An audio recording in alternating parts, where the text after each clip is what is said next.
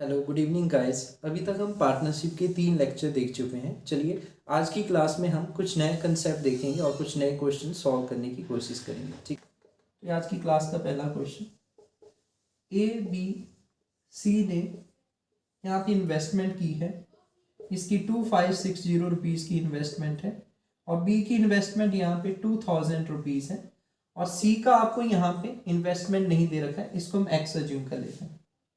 आपको प्रॉफिट दे रखा है, देखिए यहाँ पे ये इनकी इन्वेस्टमेंट है और आपको प्रॉफिट का रेशियो दे रखा है। दैट मीन इनका टाइम नहीं दे रखा है, तो डायरेक्टली इन्वेस्टमेंट के ऊपर ही यहाँ पे इनका प्रॉफिट डिपेंड करेगा। तो यहाँ पे ये कहा गया कि ए को इस पूरे स्ट्रक्चर में 320 रुपया मिला, जबकि इन तीनों का फायदा, ये कहा गया इन तीनों को जो फायदा हुआ इस पूरे बिजनेस में वो 1105 रुपए का फायदा हुआ।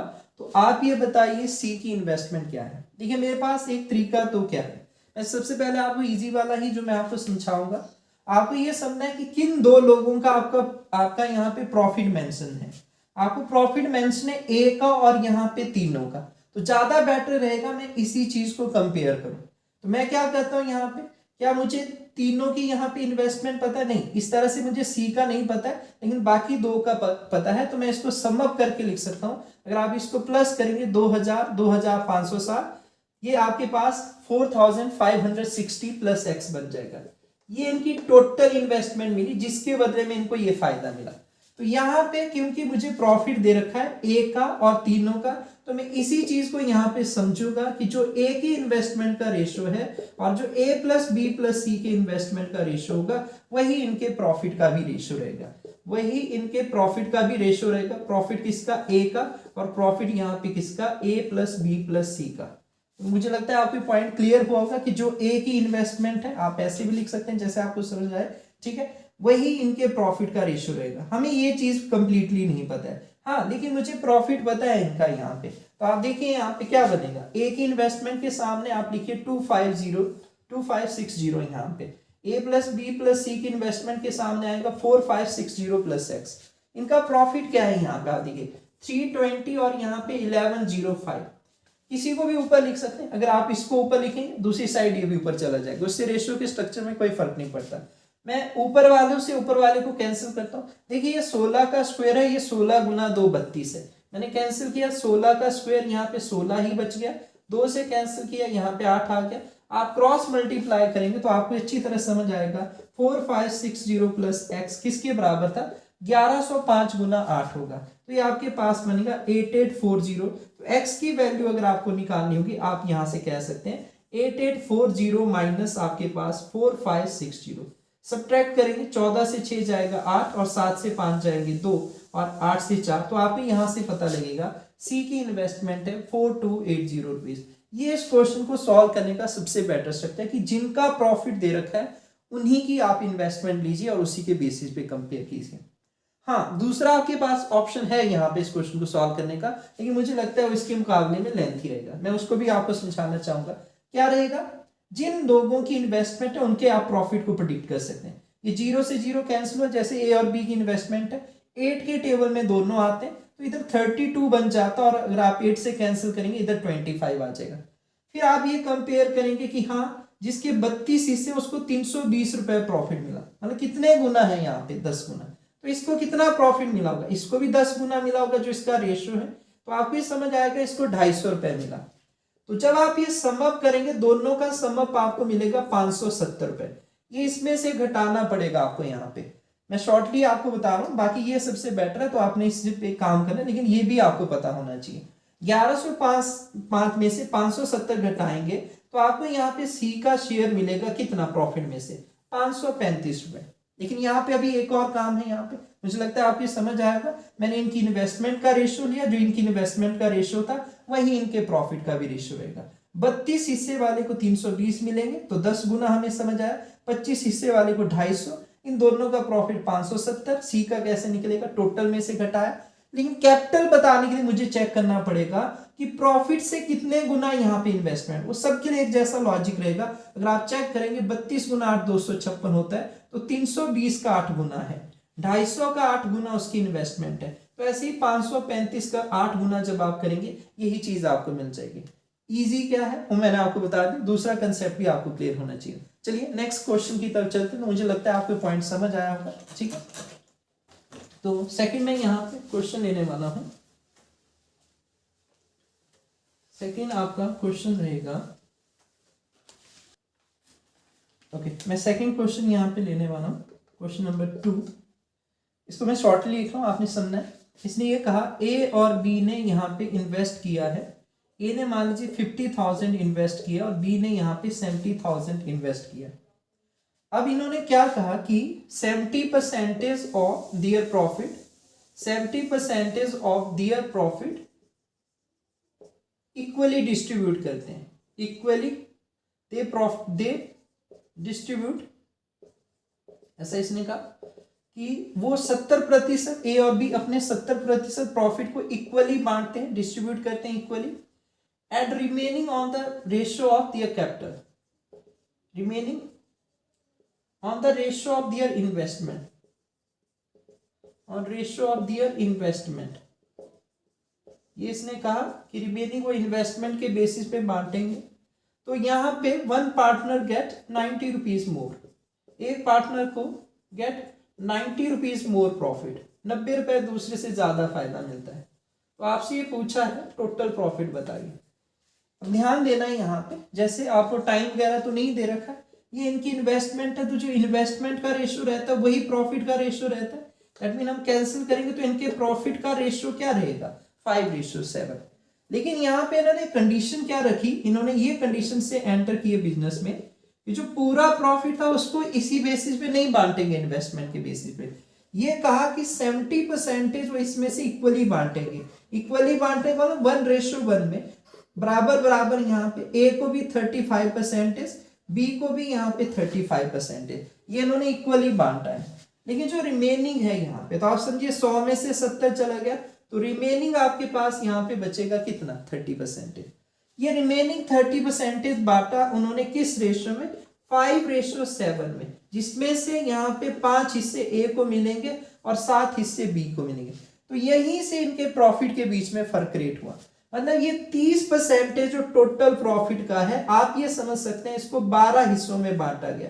इस 30% प्रॉफिट को 12 हिस्सों में बांटा गया एक जैसे, जिनमें से 5 हिस्से ए को दिए गए और 7 हिस्से बी को।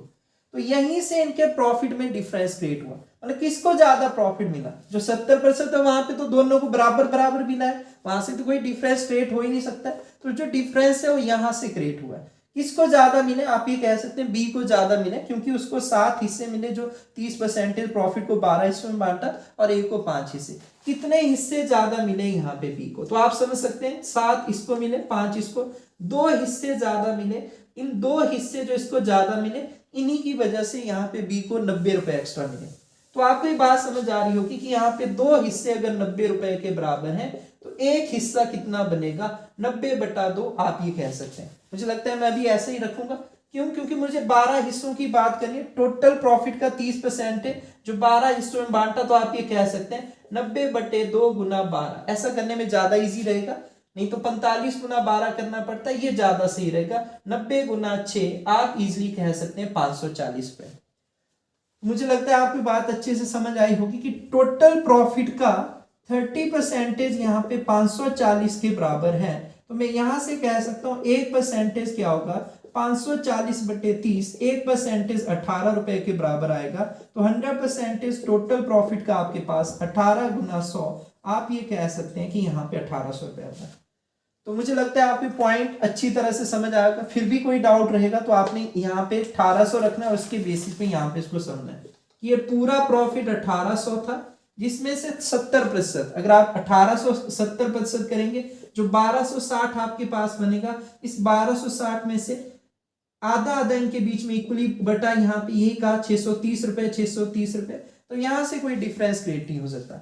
अब इसने कहा ये जो 540 हमने निकाला, इस 540 के यहाँ पे 5 हिस्से ए को मिले, 7 हिस्से बी को। तो यहीं से डिफरेंस क्रिएट हुआ कि 2 हिस्सों का था। वो आप इस तरह से वैल्यू पुट करके भी फिर इसको समझ सकते हैं, जिनको नहीं समझ आएगा। बाकी मैंने आपको पूरा यहाँ पे समझाने की कोशिश की है कि जो 30% है उसी की वजह से डिफरेंस क्रिएट हुआ, क्योंकि उसको उन्होंने इक्वली नहीं बांटा, उसको on the basis of ratio of their investment बांटा। तो 5 हिस्से इस 30% में से जब उसके 12 हिस्से किए तो 5 हिस्से ए को मिले। 12 ही क्यों किए? क्योंकि उन्होंने 5:7 में इन्वेस्ट में किया था। टोटल हिस्से इसलिए 12 हुए, जिसमें से ए को 5 मिले और बी को 7। तो बी को 2 हिस्से ज्यादा मिले जो 90 रुपए के बराबर है। तो यहां से फिर हमने इस तरह से फाइंड आउट किया। मुझे लगता है आपके पॉइंट समझ आया था। मैं नेक्स्ट क्वेश्चन की तरफ यहाँ पे चल रहा हूँ, ठीक है। तो नेक्स्ट मैं क्वेश्चन पिक करने वाला हूँ। तो चलिए नेक्स्ट आपका क्वेश्चन रहेगा,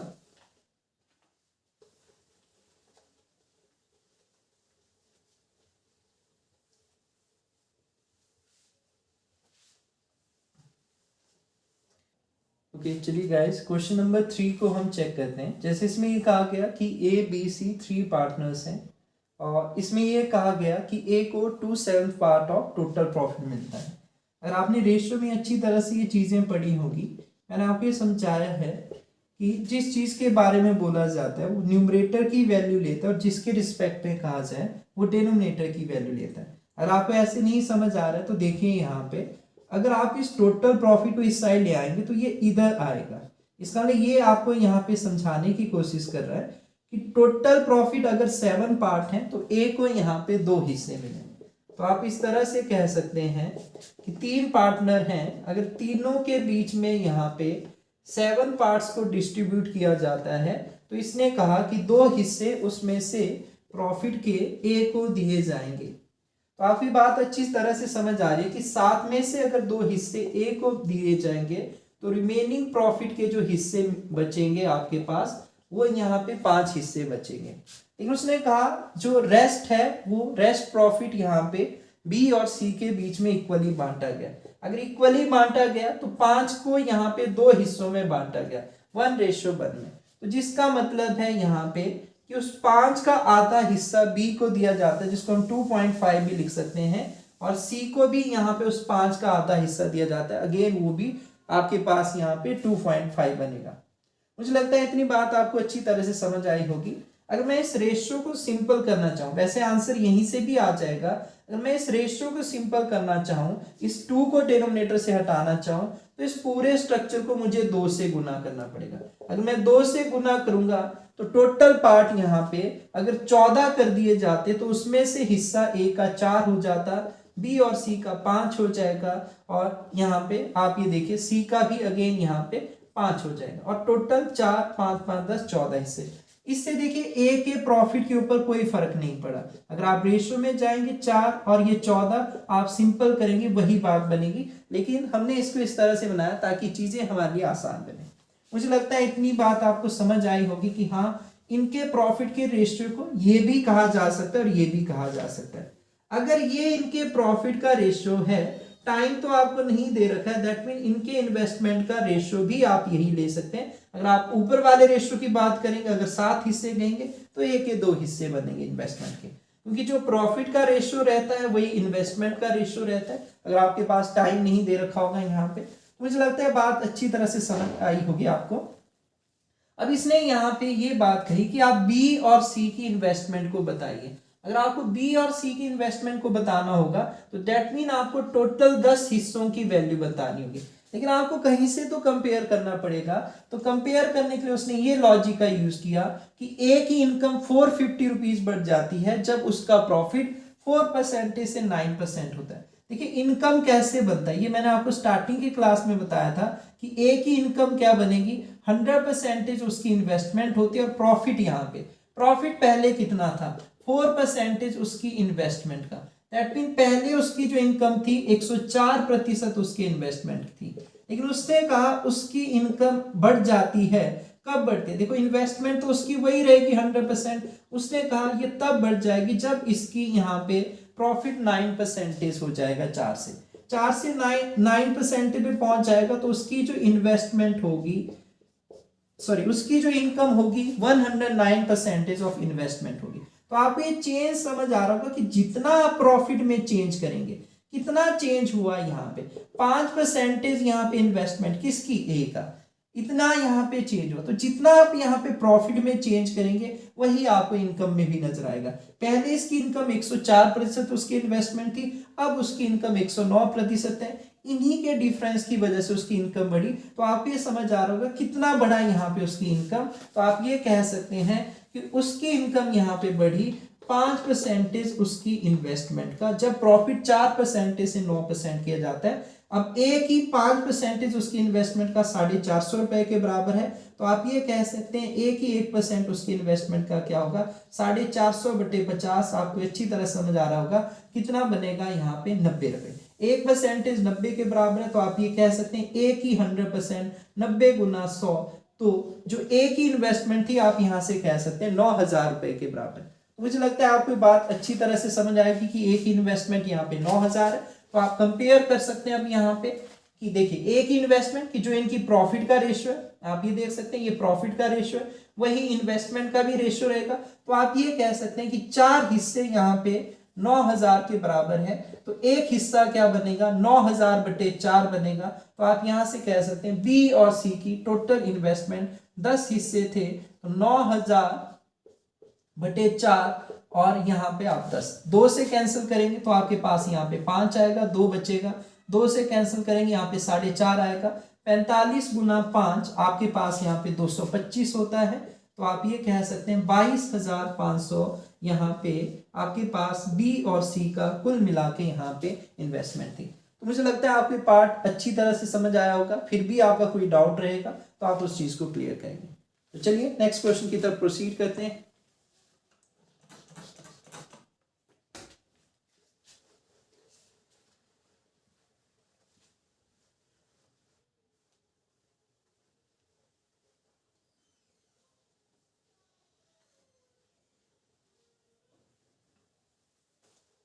नेक्स्ट आपका क्वेश्चन है, ये कहा गया A invest 1/6 part of total capital. ये कहा गया कि ए की इन्वेस्टमेंट क्या थी, 1/6 ऑफ टोटल कैपिटल, पूरे पैसे का 1/6 हिस्सा। लेकिन कितने टाइम के लिए उसने इन्वेस्ट किया, 1/6 of the time, 1/6 of the time कि जितना पूरा टाइम किसने इन्वेस्ट किया उसका 1/6 हिस्से के लिए। ये कहा गया बी की जो इन्वेस्टमेंट थी यहाँ पे वो 1/3 ऑफ टोटल कैपिटल थी, और कितने टाइम के लिए इन्वेस्ट किया उसने, 1/3 of total time, 1/3 of time या टोटल टाइम कुछ ऐसा कहेगा। और उसने कहा सी ने रेस्ट कैपिटल इन्वेस्ट की, जो भी इनसे बची, क्योंकि पूरा एक हिस्सा है तो ये उसमें से बात कर रहा है। सी ने रेस्ट जो जितनी भी कैपिटल यहाँ पे बची पूरे में से, क्योंकि ये फ्रैक्शन में आपको कह रहा है, आपको अच्छी तरह से समझ आना चाहिए। अगर मैं परसेंटेज में कहूँ 1/6 का मतलब होता है 16 से ही 2/3, और 1/3 पार्ट का मतलब होता है 33 से ही 1/3। और ये आपको अच्छे से आता है परसेंटेज में हम कैसे 1/6 को बदलेंगे, गुना 100 करते हैं, ये आपको आता होगा। तो आप ये समझ सकते हैं 16 33 इनको जोड़ेंगे 50% बचता है। तो सी ने कितना इन्वेस्ट किया ये आपको खुद से निकालना पड़ेगा, मैं आपको समझा रहा हूं यहाँ पे कि 50% आपने कहा, तो आप ये कह सकते हैं आधा यहाँ पे। तो मुझे लगता है आपको पॉइंट समझ आ रहे हैं। सी ने इन्वेस्ट किया रेस्ट कैपिटल, लेकिन फुल टाइम के लिए। फुल टाइम मतलब कितना, जितना टी यहाँ पे कहा गया होगा।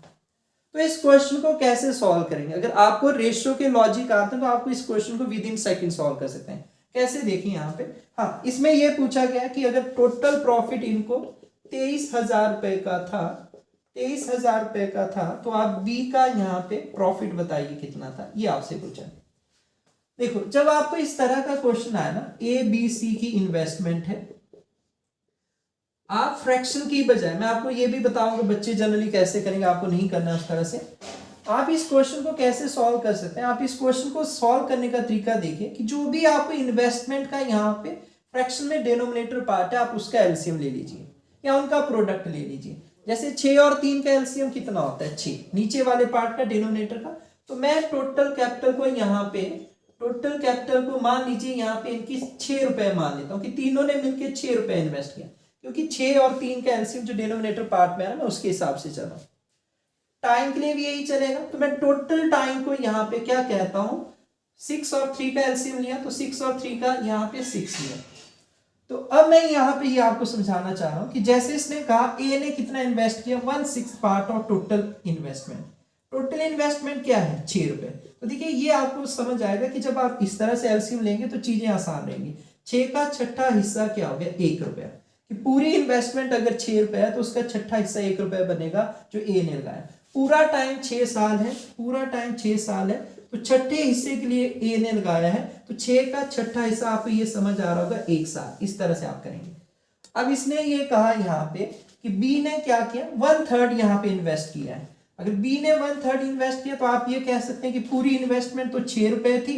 अब ये देखिए 1/3 एलसीएम लेने का ये फायदा कि ये भी सिंपल आ गया, 1/3 इसका कितना बन गया 2 रुपीज। और टाइम के लिए भी यही कहा कि जितना पूरा टाइम था हम कुछ भी मान सकते थे, तो यहाँ पे ये इजी था, तो ये 2 साल के लिए, तो आपको ये समझ आ जाएगा कि हाँ ये 2 साल के लिए जितना पूरा टाइम कितना लिया हमने 6 साल। 6 क्यों लिया, क्योंकि इनके एलसीएम वाला पार्ट है, तो यहाँ पे हमें टाइम नहीं दे रखा था, नहीं तो हमें फ्रैक्शन में जाना पड़ता।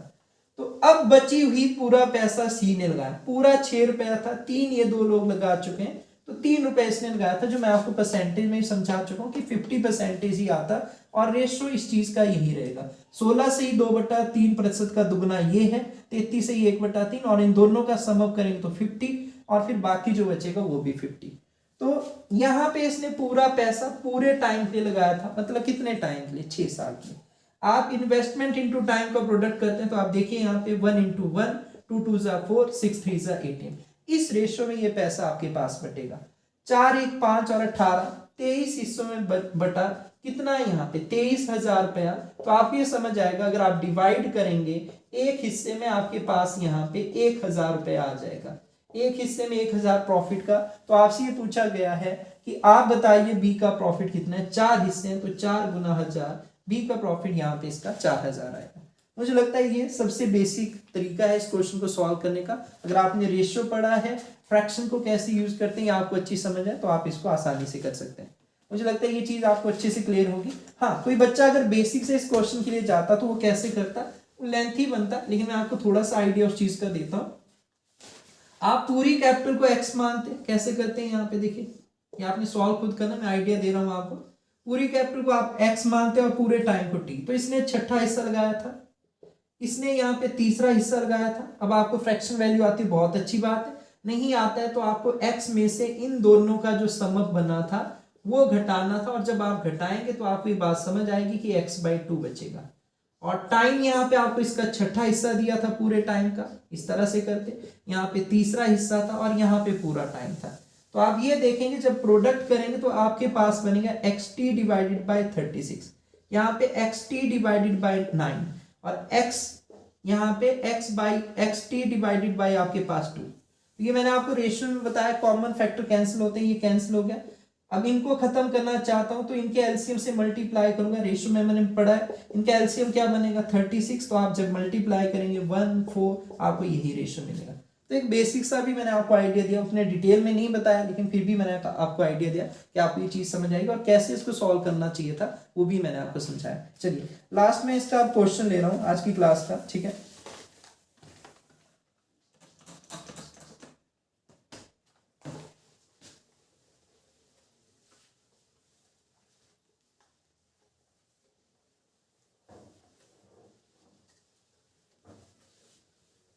तो क्वेश्चन में क्या कहा गया, क्वेश्चन में ये कहा गया, क्वेश्चन नंबर 5, ए और बी ने इन्वेस्ट किया है, ए ने इन्वेस्ट किया है 50,000, बी ने 70,000, ठीक है। सी ज्वाइन बिजनेस, ये कहा गया C join business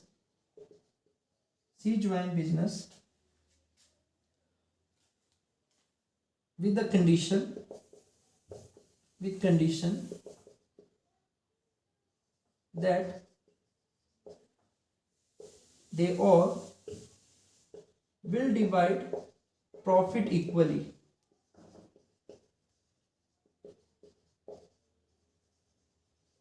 For this he paid 60,000 rupees to A and B. Find how much A get from 60,000 rupees. ये कंसेप्ट आपने ध्यान से समझना है। देखिए ए और बी ने इन्वेस्ट किया है, टाइम नहीं दे रखा है, 50 और 70,000 के रेशियो में इन्वेस्ट किया, तो इनके इन्वेस्टमेंट का रेशियो ये था 5:7। अगर ये प्रॉफिट को भी डिवाइड करेंगे तो किस रेशियो में इन्होंने डिवाइड करना था, 5:7। टोटल प्रॉफिट कितना है, 12 हिस्से होने थे। 12 हिस्से में से क्या होने थे, ये कंडीशन थी कि 12 हिस्से में से ए को 5 हिस्से मिलने थे और बी को यहाँ पे 7 हिस्से मिलने थे। लेकिन हुआ क्या, सी यहाँ पे ज्वाइन करता है इस कंडीशन पे कि उसने ये कहा कि हम तीनों इस प्रॉफिट को बराबर बराबर बांटेंगे, मतलब 3 हिस्सों में बांटेंगे। तो आपको समझ आ रहा है, एक हिस्से में यहाँ पे 4 यहाँ पे जो प्रॉफिट पहले 5 हिस्से ए को दिए जा रहे थे, अब उसको 4 हिस्से दिए जाएंगे। बी को 7 हिस्से दिए जा रहे थे, अब उसको 4 हिस्से दिए जाएंगे। तो इस चीज के लिए सी ने उनको 60,000 रुपीज दिया। किसको दिया, यहाँ पे ए और बी को ये 60,000 रुपीज दिया। तो ये पूछा गया ए यहाँ से कितना रुपया लेगा। अब बच्चे इसमें क्या करते हैं, इसको भी यहाँ पे इस रेशो पे बांटने लग जाते हैं। तो ये नहीं करना है। ये जो इनका प्रॉफिट का रेशियो बनता है, ये बनता है on the basis of ratio of their investment. Investment के कारण इनको इस रेशियो मिलना था। ये जो इनको 60,000 रुपीज मिला, ये इनको प्रॉफिट शेयरिंग के लिए मिला, प्रॉफिट को शेयर करने के लिए मिला यहाँ पे, ना कि इन्वेस्टमेंट के बदले मिला। तो इस कंडीशन में ये देखना है कि इन्होंने प्रॉफिट के कितने हिस्से यहाँ पे लूज किए। इसको प्रॉफिट पहले 5 हिस्से मिलने थे, अब इसने यहाँ पे अपना एक हिस्सा छोड़ दिया, इसको 4 हिस्से मिल रहे हैं यहाँ पे। अब आप देखिए यहाँ पे बी को पहले 7 हिस्से मिलने थे, अब कितने इसको मिल रहे हैं, अब इसको 3 हिस्से यहाँ पे इसने कम कर दिए, अब इसको 4 हिस्से मिले। तो जितने जितने इन्होंने हिस्से लिए छोड़े होंगे अपने प्रॉफिट में से, उसी के बदले वो पैसा ले रहे। तो आपकी बात अच्छे से समझ आ रही होगी कि ए ने यहाँ पे एक हिस्सा छोड़ा था प्रॉफिट में से, 5 हिस्से मिलने थे, अब उसको 4 मिल रहे हैं। बी ने यहाँ पे कितने हिस्से छोड़े, 7 हिस्से थे, अब उसको 4 मिल रहे हैं, उसने 3 हिस्से छोड़े। यही 4 हिस्से किसको यहाँ पे दिए गए, यही 4 हिस्से सी को दिए गए, जिसके बदले में उसने 60,000 रुपए दिए। तो मुझे लगता है आपको समझ आया होगा कि 60,000 रुपए को यहाँ पे 4 बराबर हिस्सों में बांटा जाएगा। तो एक हिस्से में आपके पास आएगा 15,000 रुपए। इसका मतलब ए को इस 60,000 में रुपए में से 15,000 मिलेगा और बी को यहाँ पे 45,000 रुपए मिलेगा। तो मुझे लगता है आपको पॉइंट समझ आया होगा। आज की क्लास में हम इतना ही रखते हैं। चलिए, थैंक यू।